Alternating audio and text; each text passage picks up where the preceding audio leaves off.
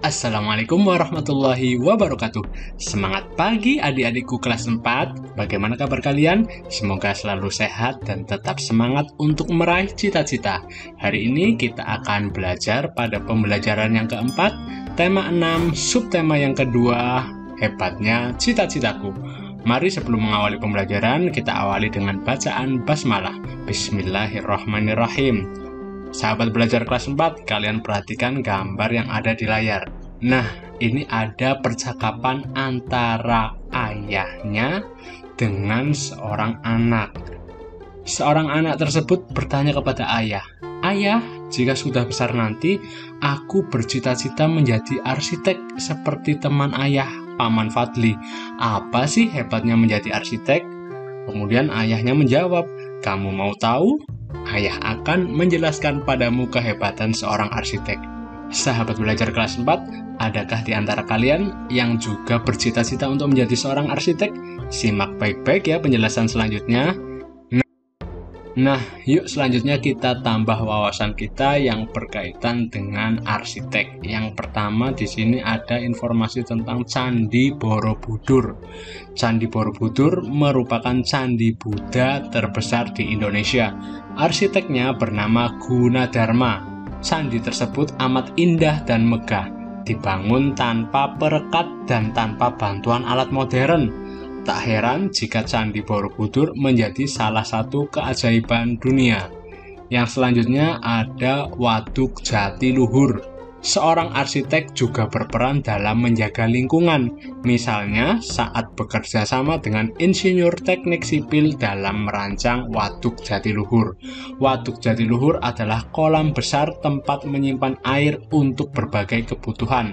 Hasil karya kumpulan arsitek Indonesia ini memiliki banyak kegunaan, diantaranya menampung dan mengalirkan air ke sebuah pembangkit listrik tenaga air sehingga dapat menghasilkan listrik.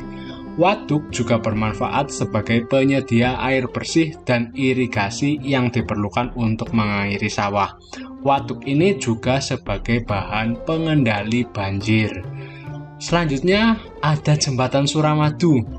Jembatan Suramadu merupakan jembatan yang menghubungkan Pulau Jawa dan Pulau Madura. Berkat jembatan ini, masyarakat Madura dapat lebih mudah dan cepat melakukan perjalanan darat ke berbagai wilayah di Jawa Timur.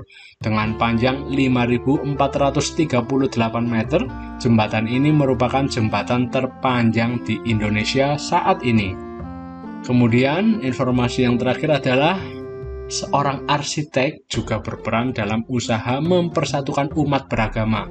Lihatlah Masjid Istiqlal yang berdiri megah berdampingan dengan gereja katedral di Jakarta sebagai tempat umat Katolik beribadah. Masjid Istiqlal dibangun pada masa pemerintahan Presiden pertama Indonesia yaitu Soekarno tahun 1961. Pembangunan masjid ini memerlukan waktu 17 tahun hingga digunakan pertama kali pada tahun 1978. Perancangnya bernama Frederick Silaban. Nah, adik-adikku kelas 4, yuk kita bersama lengkapi diagram berikut ini.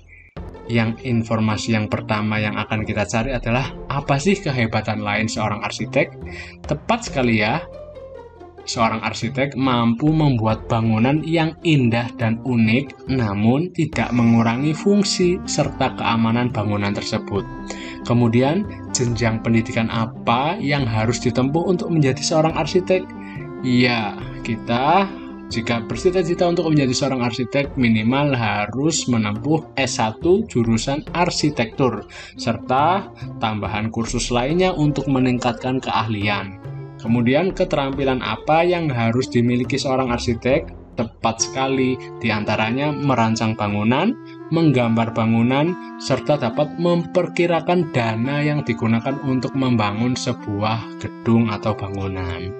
Adik-adik kelas 4 berkaitan dengan arsitektur, kita juga seringkali berhubungan dengan rumah atau bangunan. Nah, sekarang kalian perhatikan gambar rumah adat dari Kampung Naga yang ada pada gambar.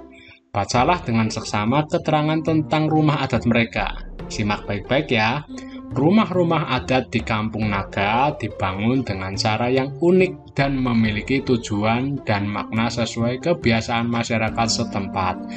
Rumah dibangun di atas bebatuan agar tidak longsor bagian bawahnya.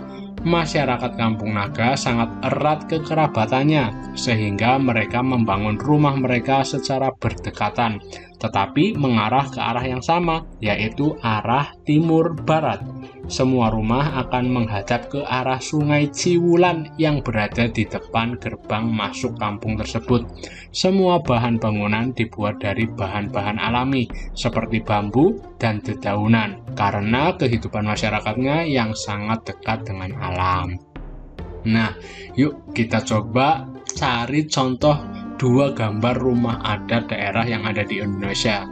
Yang pertama, kakak beri contoh di sini ada gambar rumah adat Gadang. Tepat sekali ya manfaat dan kegunaan rumah adat Gadang. Yang pertama, rumah Gadang sebagai tempat tinggal bersama dan mempunyai ketentuan-ketentuan tersendiri, serta rumah Gadang berfungsi sebagai rumah kebesaran suku Minang. Gambar yang kedua, kakak contohkan di sini adalah tepat sekali rumah joglo. Manfaat dan kegunaan rumah adat joglo. Yang pertama, rumah joglo sebagai tempat tinggal masyarakat di suku Jawa pada zamannya, dan sampai sekarang pun masih ada yang mempertahankan rumah joglo. Kemudian rumah adat ini juga berfungsi sebagai rumah kebesaran suku Jawa. Oke adik-adik, dari gambar tersebut kita cari persamaan dan perbedaan serta kegunaan dan manfaat rumah adat bagi masyarakat adat. Persamaannya, kita bisa tahu bahwa rumah adat bagi masyarakat adat adalah sama-sama sebagai rumah tinggal dan rumah kebesaran para suku di Indonesia. Sedangkan perbedaannya adalah memiliki arsitektur atau konsep bangunan yang berbeda dan tentunya mempunyai sejarah yang berbeda. Oke sahabat belajar kelas 4, bagaimana materi pembelajaran yang kita pelajari tadi? Sangat mudah dipahami bukan? Terima kasih ya, sampai berjumpa lagi pada pembelajaran-pembelajaran berikutnya. Semoga bermanfaat, tetap semangat belajar, jaga terus kesehatan. Wassalamualaikum warahmatullahi wabarakatuh.